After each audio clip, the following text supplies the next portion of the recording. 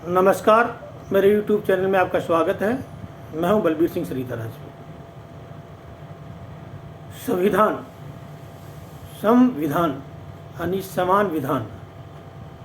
किसी भी देश का संविधान उस देश की संस्कृति, उस देश के ज्ञान विज्ञान, उस देश की वेशभूषा, उस देश के कल्चर को प्रमोट करने के लिए होता है, ना कि किसी दूसरे देश के ज्ञान विज्ञान या संस्कृति को प्रमोट करने के लिए होता है। और जाहिर सी बात है, अगर भारत का संविधान है तो भारत के कल्चर को या भारत की वेशभूषा को, भारत के ज्ञान विज्ञान को प्रमोट करने के लिए ही भारत का संविधान है। संविधान के पहले पेज पर भगवान राम का दरबार लगा है। उसका मतलब संविधान निर्माताओं ने ये बात ध्यान में रखते हुए ये तस्वीर लगाई गई थी कि संविधान भी राम राज्य की तरह ही काम करेगा, जहाँ सभी को समान अधिकार होगा, किसी के साथ कोई भेदभाव नहीं होगा। इस चीज़ को ध्यान में रखते हुए संविधान निर्माताओं ने संविधान के पहले पेज पर भगवान राम के दरबार की फोटो लगाई थी। मानव इतिहास में भगवान राम ऐसे सबसे पहले वो व्यक्ति हैं जिन्होंने समान एजुकेशन, शिक्षा को, समान एजुकेशन को लागू किया, समान शिक्षा कानून को लागू किया। क्योंकि भगवान राम से पहले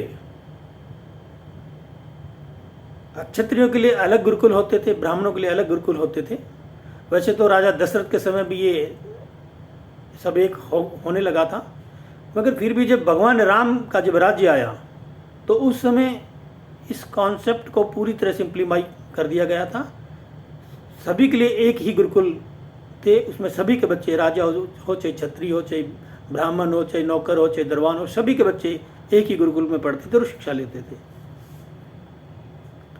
लेकिन मेरा आज का मुद्दा है अल्पसंख्यक, अल्पसंख्यक आयोग। जिस देश में संविधान है, जो देश सेकुलर है, उस देश में अल्पसंख्यक और बहुसंख्यक कॉन्सेप्ट नहीं होना चाहिए। जिस देश में आर्टिकल 14 ये कहता है कि यह सबको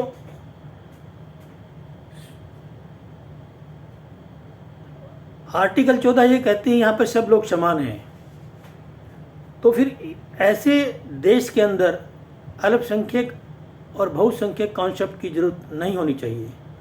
जिस देश में आर्टिकल 15 कहता है यहाँ जात धर्म के आधार पर भेदभाव नहीं है, तो उस देश में अल्पसंख्यक और बहुसंख्यक का कॉन्सेप्ट नहीं होना चाहिए। जिस देश में आर्टिकल 16 कहता है कि हिंदू हो या मुसलमान हो, सबको समान अवसर मिलेगा, तो उस देश में ये कॉन्सेप्ट नहीं होना चाहिए।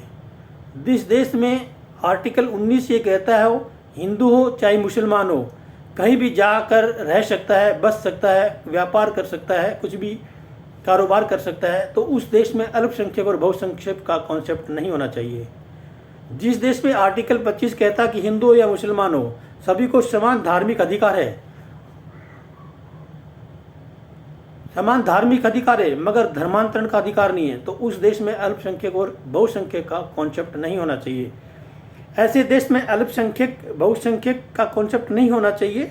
अल्पसंख्यक बहुसंख्यक कॉन्सेप्ट पाकिस्तान जैसे देश में, जहाँ पे आर्टिकल 14, 15, 16, 19, 25 नहीं है, वहाँ पे ये अगर कॉन्सेप्ट होता है तो ये बात किसी हद तक हजम होती है, मानने योग्य है। जिस देश में सेकुलरिज्म है वहाँ ये कॉन्सेप्ट नहीं होना चाहिए। और संविधान निर्माताओं की भी यही मंशा थी। इसी मंशा को ध्यान में रखते हुए संविधान निर्माताओं ने संविधान में कहीं भी अल्पसंख्यक और बहुसंख्यक का कॉन्सेप्ट नहीं लिखा हुआ है। ये अल्पसंख्यक और बहुसंख्यक का बीज बोने वाली कांग्रेस पार्टी है। कांग्रेस पार्टी ने 91 में एक एक्ट बनाया, पैलेस ऑफ वर्शिप एक्ट, जिसके आधार पर राम मंदिर के मुद्दे को छोड़कर कोई भी मुद्दा मंदिर का कोर्ट में नहीं जाना चाहिए, नहीं चलेगा। दूसरा, उन्होंने बीज बोया 1992 में, जब राम मंदिर का अभियान अपनी पीक पर चल रहा था। तब कांग्रेस ने एक नेशनल माइनॉरिटी कमीशन बनाया। दूसरा बीज कांग्रेस ने तब बोया। 1991 का पूजा स्थल कानून और 1992 का राष्ट्रीय अल्पसंख्यक आयोग बनाया। जो काम मुगलों ने तलवार के बल पर किया, वही काम अंग्रेज़ों ने कानून बनाकर किया। अंग्रेज़ों ने रूल एंड डिवाइडेशन के लिए बहुत सारे रूल बनाए, विभाजन के लिए उन्होंने बहुत सारे रूल बनाए, और यही काम कांग्रेस ने भी अपने राज्य में बहुत सारे ऐसे कानून बनाए जिससे विभाजन बहुत आसान था।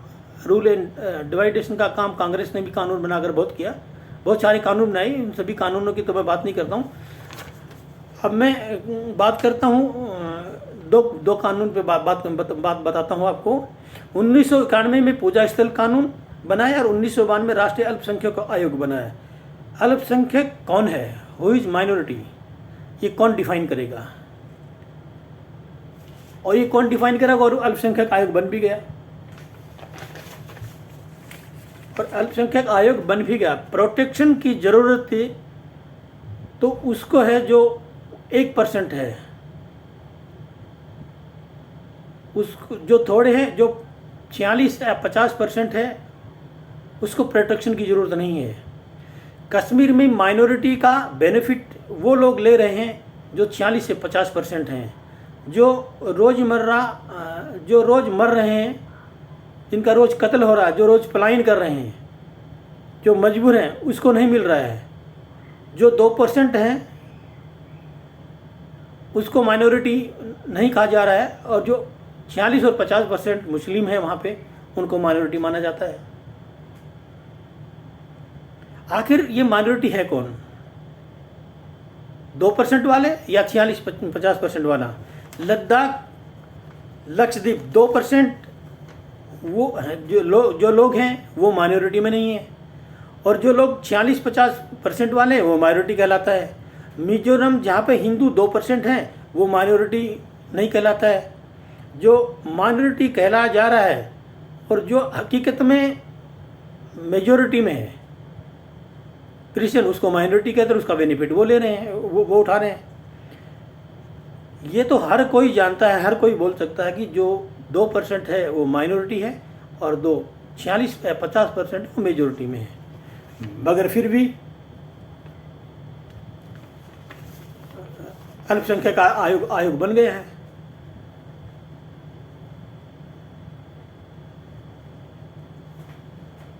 पहले माइनॉरिटी एक्ट बना, उसके बाद फिर 2004 में कांग्रेस सत्ता में आई, और फिर उन्होंने एक एक्ट बना दिया, माइनॉरिटी कमीशन एजुकेशन एक्ट।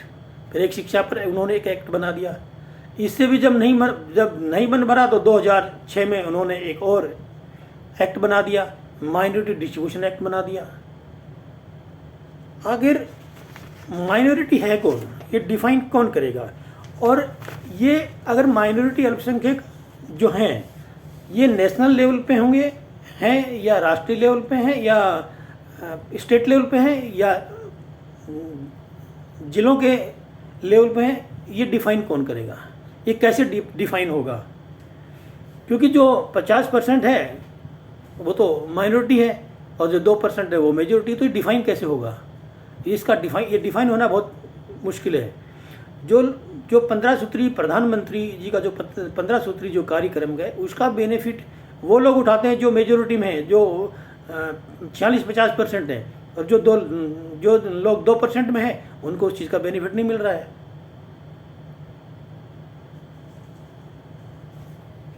इसको डिफाइन कौन करेगा?